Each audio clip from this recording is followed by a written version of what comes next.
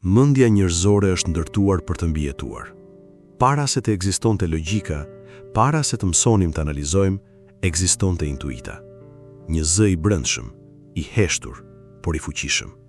Shkenca moderne e quan këtë fenomen njohje e shpejtë, një proces ku truri përpunon mijëra sinjale në sekonda, pa kaluar fare në filtrin e mendimit racional. Por këtu lind një pyetje interesante. Pse disa njerëz duket sikur e ndjejnë gjithçka përpara se të ndodhë? Pse disa arrin të lexojnë situata dhe njerëz me një saktësi pothuajse të frikshme?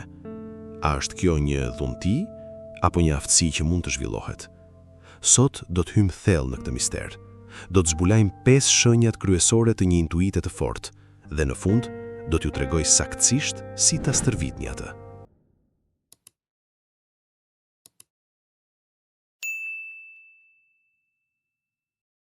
1. Ndjesitë e menjëhershme për njerëzit. A ju ka ndodhur ndonjëherë të takoni dikë për herë të parë dhe brenda sekondash të krijoni një ndjesi të fortë për të? Pa arsye logjike, thjesht e ndjeni. Kjo nuk është rastësi.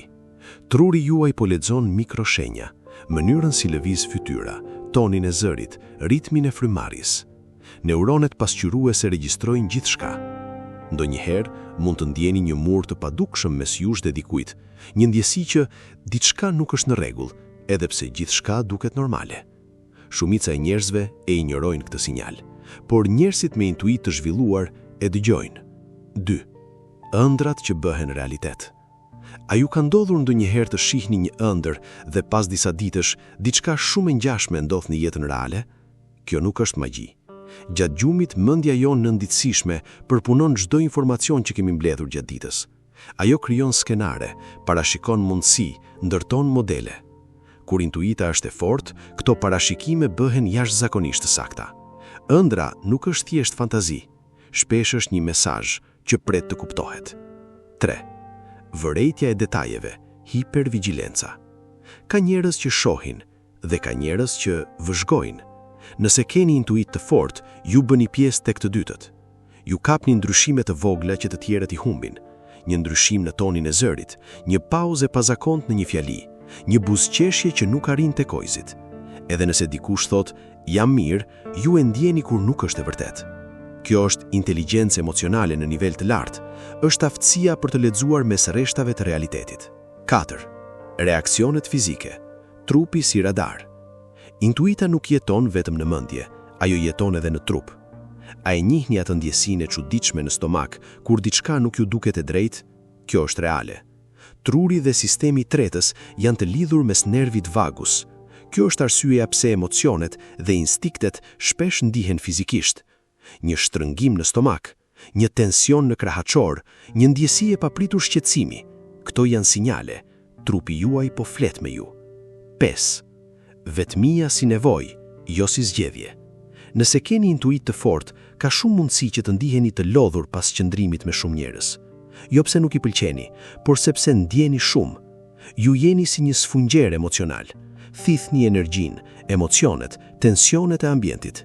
Dhe për këtë arsye, vetmia për ju nuk është luks, është domosdoshmëri. Në qetësi, ju riktheheni tek vetja. Filtroni zhurmën e botës dhe dëgjoni zërin juaj të brendshëm. Nëse e gjetët veten në këto shenja, kjo është një aftësi që mund ta forconi edhe më shumë. Ja disa mënyra të thjeshta, por shumë efektive. 1. Meditimi i heshtjes. Vetëm 10 minuta në ditë, pa telefon, pa muzikë, pa shpërqendrim. Në fillim do duket e vështirë, por me kohë do të filloni të dalloni mendimet juaja nga intuita juaj, dhe kjo ndryshon gjithçka. 2.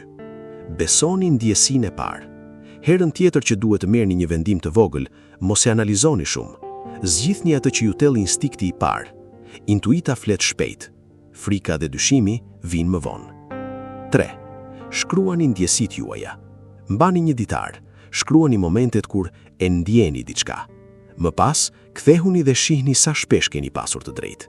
Kjo do ndërtoj besimin tek vetja juaj. Intuita nuk është diçka mistike. Është një inteligjencë e lashtë që shumica e njerëzve kanë harruar të dëgjojnë. Në një botë me zhurmë, analiza dhe shpërqendrim, intuita është zëri i qetë që ju udhëzon. Mos e injoroni, mos e shtypni me logjikë të tepruar, sepse ndonjëherë Ajo di më shumë se sa mendoni.